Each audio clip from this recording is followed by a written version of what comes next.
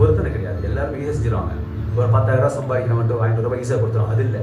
நமக்கு ஆசைப்பட்ட காரியம், நல்லா ஞாபகம் வச்சுங்க, நமக்கு ஆசைப்பட்ட காரியம், அது சாப்பாடா இருக்கலாம், வேற ஏதாவது இருக்கலாம். நமக்கு நம்ம விரும்பி செய்யக்கூடிய காரியம், ஏதாவது ஒரு காரியம் நமக்கு அது இல்லாமல் நம்மளால எடுக்க முடியாத சூழ்நிலை வச்சுங்களா பார்த்தீங்கன்னா, அந்த மாதிரி ஒரு காரியத்தை உங்க மனசுல ஒவ்வொருத்தருக்கும் ஒன்று இருக்கும், வாழ்க்கையில் இருக்கும். அந்த ஒரு காரியத்தை நீங்க பொருத்தனை பண்ணணும். ஆண்டவரே, இந்த காரியம் என் வாழ்க்கையில என் பிள்ளைக்கு கல்யாணம் ஆகிற வரைக்கும், இந்த பிள்ளைக்கு படிப்புல ஜாயின் பண்ண, ஸ்கூல் ஜாயின் பண்ண வரைக்கும், இந்த காலேஜ் சேர வரைக்கும், எனக்கு திருமணம் ஆகிற வரைக்கும், திருமண காரியங்களா இருக்கலாம், வீட்டு என்ன ஏதாவது காரியம், உங்க வாழ்க்கை எவ்வளோ காரியம், ஒரு சுக பலங்களா இருக்கலாம், பலவீனமா இருக்கலாம், அந்த சீக்கு சரியாத வரைக்கும் அந்த காரியமா இருக்கலாம். எல்லா காரியத்துக்கும் ஒரு பொருத்தனையோட அண்ணால் பொருத்தனை பண்ணா பாருங்க.